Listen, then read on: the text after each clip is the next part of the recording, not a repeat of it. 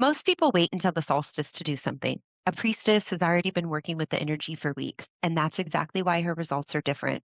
The summer solstice on June 22nd isn't just a day on the calendar, it is the peak of solar power for the entire year. And if you wait until the day of to tune in, you've already missed most of the portal. Today, we're going to talk about what a priestess actually does to prepare and why the specific solstice in this specific year carries the energies we haven't felt in centuries. By the end of this episode, you're going to know three things. First, why the summer solstice is actually about death as much as it is about light. Second, the one practice priestesses have used for thousands of years to harness the solar energy in their own lives. And third, what the planets are doing right now in these days leading up to June 21st and make that this solstice a doorway for sacred leadership. Stay with us. Welcome back to Peace Out Witches. I'm Stacy, And I'm Jamie. and we help women heal hearts, nurture souls, and reconnect with their inner magic. We're doctors and ordained ministers of metaphysical science, and we've been guiding women through sacred healing, ceremony, and spiritual development for over a decade. And today we're going to be talking all about our absolute favorite, summer solstice. So, what is the summer solstice really? In practicality, there is some practical like pieces of what the summer solstice is. If we just look at like even the farmer's almanac, piece of it, we're really looking at the longest day of the year. So it is that point on the northern hemisphere where we're going to be celebrating summer solstice. And then on the southern hemisphere, they're going to be celebrating winter solstice. So there is that aspect of us having the longest day of the year and them having the shortest day of the year. And so it really is when the sun is reaching its peak power, it's beginning to slowly return because from winter solstice, we lose light. So, as we move into fall and autumn, we carry the light of summer into those seasons. And then once we have spring arise, that is when the sun begins coming back. And so the summer solstice is that final placement of the sun coming back and being into existence in the longest day of the year. And this is why the solstice is about death or release, because what has been growing since winter solstice now comes to its fullness with the summer solstice. And then you get to name it and honor it and prepare to let it transform and grow into what it's to become for fall. I see a tail behind you. Yeah. Ancient priestesses didn't celebrate the solstice as a party. They treated it as a sacred threshold. Every season is a sacred threshold. It's a moment between what was and what will be. And it's a pivotal point in how we create and manifest in our lives and what we focus on so that we work with the energies properly. And there's a season for everything. So the seasons allow us to harness their energy and then use that energy because it's in its strength and fullness to manifest or create or release or let go of things that we want in our life. Well, and if we really think about, how winter solstice works versus how summer solstice works, when we are talking about the winter months and we're talking about the veil being thin, we're really looking at the inward work. We're looking at, calling in, we're looking in bringing in the light, we're looking inwardly. Summer solstice is really more about those things that we're calling in, right? We can work more with the light, we get outside, there's sunshine. We have this ability to be able to transfer more of our energy with the earth versus when we are in winter solstice time, which is like rainy. And, in summer, we're going to be outside, but also we're coming to this pivotal point where we will be able to harvest. So there was a lot of preparing, and then there was the harvest. So, spring, we focused on our intentions, the seeds that we were planting, the goals that we were achieving or wanting to achieve in the next 12 months. And summer is about action. So, we're looking for the energy to allow us to take divine action as it comes through us and looking for the path of how to achieve the goals that we have. And a priestess knows this. A priestess knows that it's not all work, it's play too, because you cannot create what you want in life without having the joy of living your life. And summer gives us an ample opportunity to really embrace the living of life. Most areas are hospitable for people to go outside and be in nature and do things outdoors. and work one with the season and living in the sunlight and actually absorbing the sunlight. And it does something for our body physiologically, which we won't cover, but it also allows us to really feel the joy and the spark of life that was missing during the winter time that we had to cultivate because it is that darker piece of time and season. Mm. So, you harnessing that energy, having fun, but also taking the steps as they're shown to you is the biggest step during the summer solstice. Yeah, and really with the summer solstice, there is this aspect of harvest coming, but the harvest isn't here yet. Mm. And so there is this point of waiting and preparing, making sure that we've prepared the things for that energy to be able to use it. So it really is a beautiful time period to be able to call in things. If you're finding us, make sure you subscribe because we're deep into our Astrology 101 series right now. We have all kinds of new shorts dropping every week on the planets. And we'd really love to know, have you ever intentionally worked with solstice energy before? Drop it in the comments. We actually do read those and respond to them. And share this podcast with a friend that you think would like to learn more about summer solstice. So, how is the solstice different through a planetary context this year? Yeah, so last week we actually did a whole podcast on the astrology of June, and we talked a lot about the planets, how they present in the overall themes. And we talked a little bit about how they're moving around in June and how that might affect us. So, summer solstice is really about the sun. It's about this aspect of bringing in balance. So, it is both light and dark. It is the longest day of the year, but it is also the shortest night. And so it is bringing back the balance from winter. It really is a balancing out. It's bringing in the divine mother, but it's also bringing in the divine masculine. And it brings in this aspect of nurturing and expanding. There's really this big expansion that happens as we've got the planetary movements that are happening. So, what's happening? We've So got Jupiter just moved yeah, into Cancer, and yep, Jupiter, as we explained in our last podcast, is the planet that helps you to expand, and it's going to enhance and amplify any energies that we're working with right now.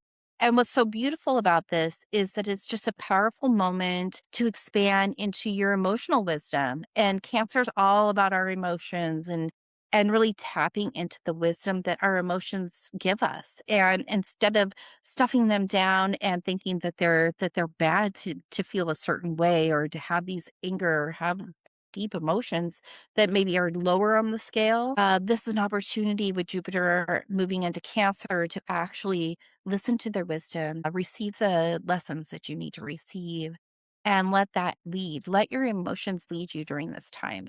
It's beautiful, and as a priestess, that's what we teach. We teach women to follow their inner magic, which means their emotional guidance system. yeah. And this is really a great time for dreaming. It's going to be bringing in this aspect of dreaming plus what am I committing to? What exactly in this moment am I going to say yes to? And what is my sacred vision? So, this is really a great time as we're moving into the summer solstice to use this energy of Saturn moving into Neptune and Aries and using this energy of Jupiter moving into Cancer to be able to ask yourself this question. This is the question. What sacred vision will you commit to for the second half of this year? What sacred vision will you commit to for the sacred half of this year? And for the next few weeks leading up to summer solstice, I really want you to meditate on that. I want you to think about what downloads you're receiving over the next few weeks, what kind of, serendipitous things that are happening that are saying, oh, like, yeah, maybe that is where I'm headed. Really just be open to the idea that this energy brings with it a newness, but also an intuitive knowing within you. And if you are able to look around you and kind of work with you know, the environment that you have around you, and if you see the things that are serendipitous or, oh, that's weird, or, oh, isn't that ironic, right? There's all these pieces you can see with these words that you look at and you're like, oh, yeah, that is a good sign. I can use that as a sign to what it is that I'm calling in. And I think anytime we're looking at what sacred vision it is that we're committing to for the second half of the year, we also have to look at what sacred no's am I willing to commit to? What am I releasing and letting go that I'm willing to commit to? And also, what are you declaring that you are going to commit to in terms of sacred action based on where you're being called in your life's journey? So, a priestess is always on the path and she is looking, and if her path changes, she is always looking for the signs inwardly and outwardly, those coincidences, those serendipitous moments in order to follow along her path and know that she's trusting her divine sacred wisdom, but also taking the divine secret action.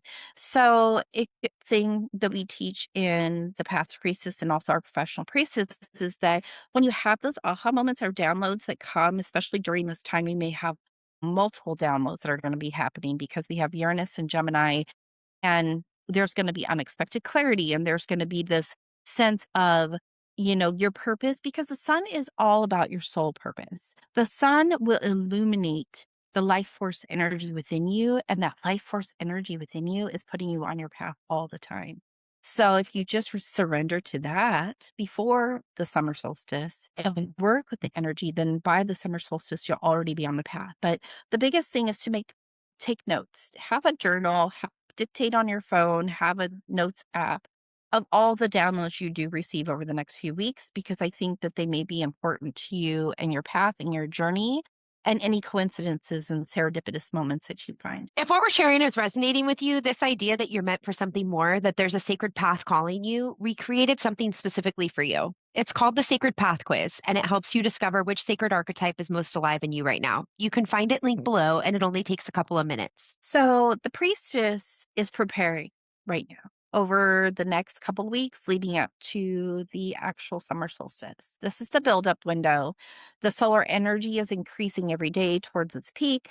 And this is a time for clarity work, journaling, meditation, asking what has grown in my life since winter solstice, what is ready to be named and honored. So, what has grown in my life since the winter solstice, and what is ready to be named and honored? So also creating your sacred summer solstice intention, not a wish list, not even a goal setting process. This is more like who you want to be, the essence of you, of what you want to be in this world, whether that is a peaceful warrior, whether that's a sacred leader, whether that's just having peace in your life or whatever, more joy, more fun, the maiden, bringing them, calling in the maiden more. These are the more specific ways to use the solar energy as a priestess than putting down a goal that's, tangible and you see it in 3D. Whereas we're working more with the energy of creating and cultivating an environment within ourselves so that we can be on our path and be looking for the signs that lead us to the next stop on our path. Well, and one of my favorite things to do right now is to clear my altar and then to be able to put things on it that are calling in summer solstice. And I like to start with something that is a little bit more plain and like doesn't have as many things on it. And then over the next few days or a few weeks, as I am paying attention to what's calling me, I will add things to it and I will begin to explore what that statement, mantra, or quote might be for me for the season. Some of the practical things that we do in our sacred business and our sacred lives around this time period is we begin to think about, this is the end of a fiscal year, right?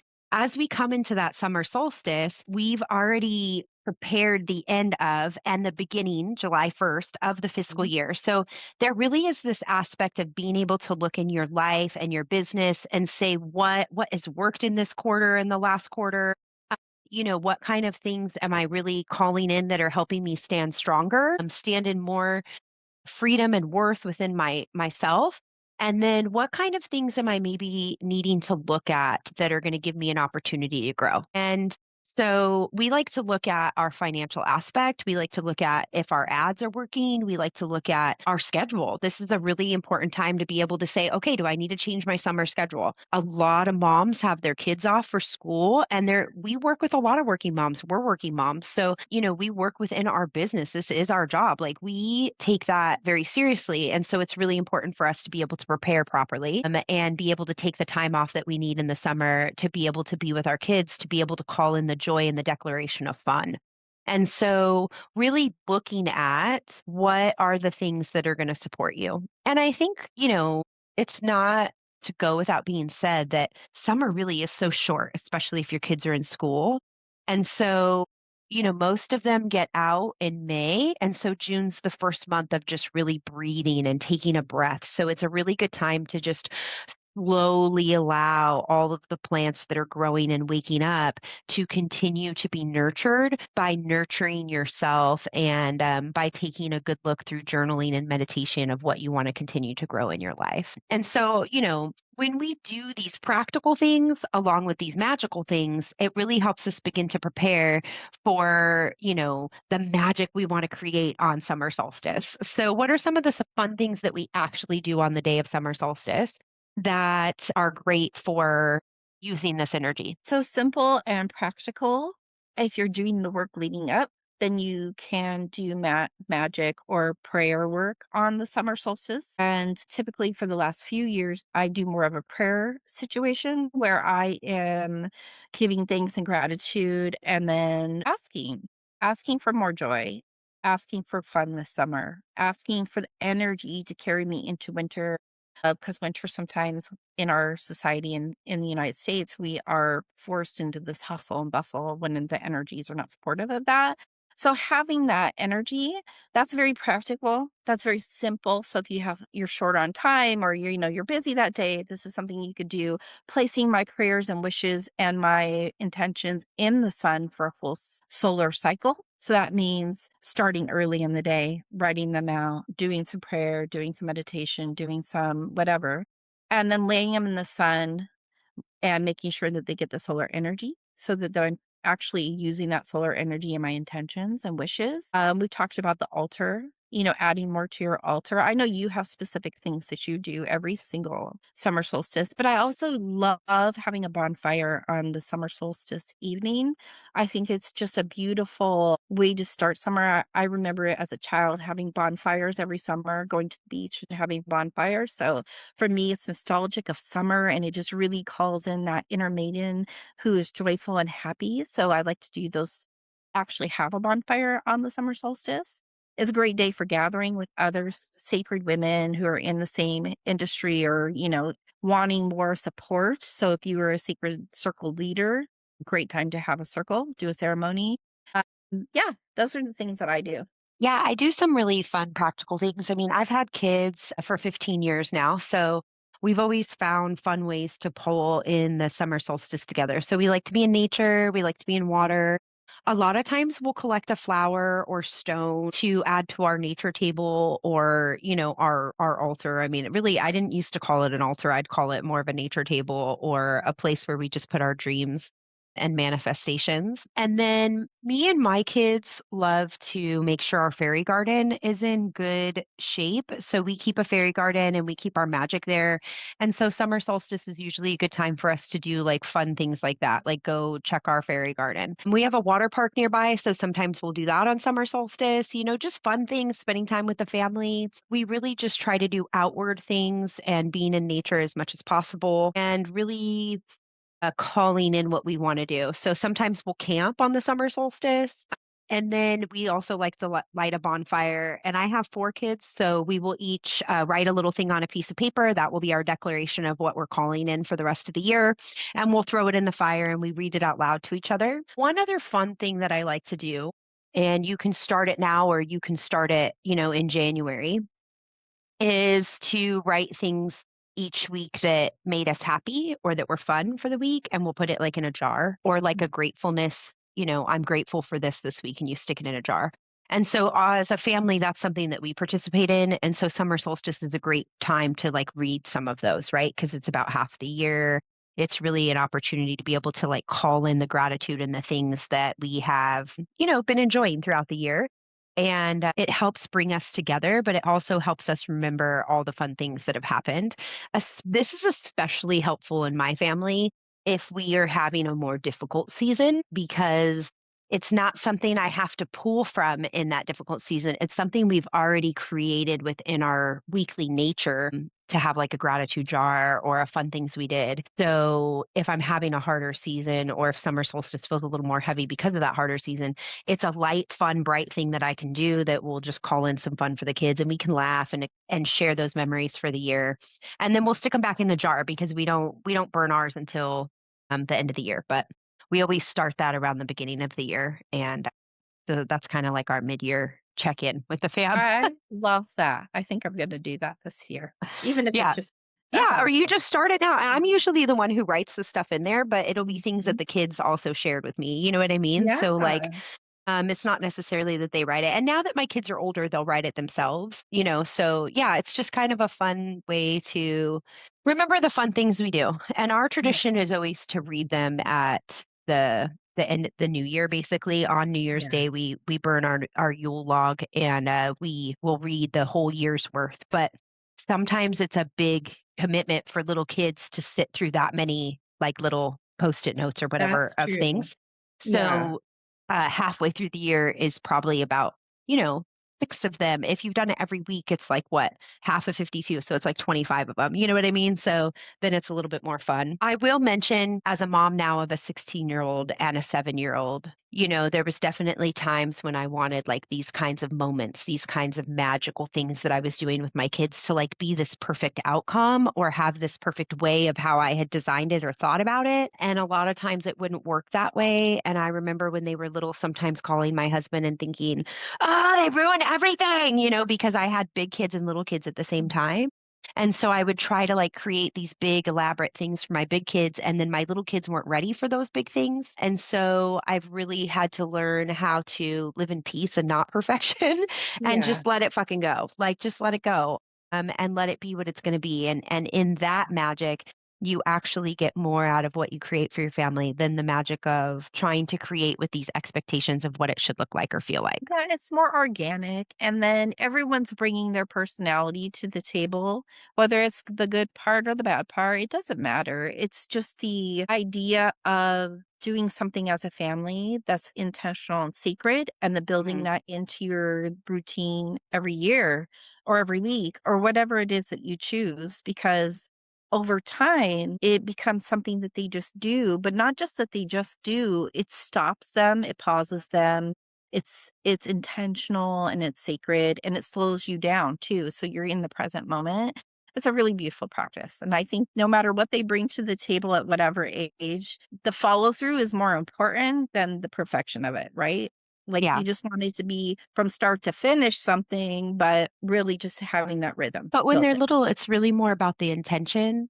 And Yeah. when they're older, then they carry that intention with them because you Yeah, led with it when they were younger. that's And, right. you know, when you don't have kids, of course, like I used to go to the beach and I'd spend the whole day summer solstice at the beach. Like it's very different once you start to add babies. And I think sometimes we think babies is the hard part. And it's really not babies that is the hard part. It's really the I now walk and toddler and I get into everything until they're like 7, really, like because they can't be left alone. They can't be on their own. You know, there is this restlessness in you as a person because your entire existence becomes watching them. Like I remember even going to the park on summer solstice and wanting to hang with my friends, but you can't yet because you got a little one who's like toddling on the slide and wants to play, and you have to be Mhm. there in the park instead of sitting on the grass enjoying yourself, you know? So this summer solstice allows us to be able to kind of step back, remind us of what's important, what we're calling in, what we're bringing in, and what we really need in this next piece of our, you know, existence, right?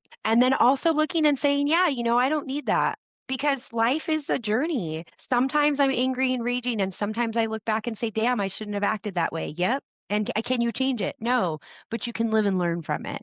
And this energy allows you to begin to shift, allows you to integrate, and allows you to have the death of what you no longer need and the living of what you are calling in. And that's really what it's about at the end of the day is, you know, expressing to your friends or to your family or to the people around you what it is you're calling in, what it is that you're bringing in, what it is that you're releasing so that you can be seen, so that you can be heard, and so that you can really walk the path of what it is that you're calling into your life because we're not meant to be just in survival, exhausted and not enjoying. We're meant to really be in the presence of joy and fulfillment. And divine sacredness. So, thinking about the summer solstice, the prep, having your ceremony, doing whatever practice you choose for the summer solstice, and then the weeks after, really knowing that sun and the solar energy will provide clarity for you. So, watching for the clarity in the steps and being intentional with your ability to intuit and use your intuition and follow along those steps that you're being given because you did all the prep, you did all the ceremony and prayer or whatever it is you choose to do. Just have fun is actually the best way to do summer solstice. And then the sun is going to illuminate your path. So just being prepared for that piece and that time and knowing that it doesn't stop on June 21st, that you're still working with the season and just makes everything so magical and sacred and intentional. And it doesn't have to be a big crazy thing. And I think No. sometimes, we talk about, oh, summer solstice or, magic or all these things. It's like really the idea is to take a deep breath, take a step Mhm. back, pray, meditate, be within your inner world, but also realize that this is the time for the outer world. Winter Yes. solstice, time for inner world. Summer solstice, time for outer world, time for Mhm. exploring adventures, being confident, calling in the things in your business, being the leader. This is the time for being out there. This isn't the time for all that shadow inner work. This is really more the time for that light and fun and all that you've been working towards. So something that we see a lot in women is that when women have been doing this inner work for years, who are deeply in tune to their own inner cycles, who even maybe are deeply attuned to the outer cycles as well, they know that they're meant to guide others. They know that they're meant for more. And they still feel like they don't know how to stop doing it privately, like they don't know how to call in others. They have the gifts, they feel the calling, but they haven't stepped into the role of sacred leader yet. That's exactly what our professional priestess is designed for. Our professional priestess academy is where we train women to develop their gifts and deepen their practice. It allows them to find their inner magic and learn how to confidently hold sacred spaces for others. It brings them freedom through ceremony, healing, and sacred business. And honestly, the solstice is one of the most powerful times to make new decisions in your life because the energy is literally asking you, what are you committing to for the next half of your year? So, if this is something that you'd like to learn more about, we have our Sacred Path quiz below, and we also have a link below for a one on one if you'd like to set up a one on one with Jamie and I and learn more about our Professional Priestess Academy and how it can support you in building your sacred business. Thank you so much for being here. We always love sharing with you. We hope that you will share, subscribe, maybe do a sacred little fun ritual for summer solstice and comment below and let us know what you planned or what you have planned so that we can share in the celebration and the seasons with you. Peace out, witches.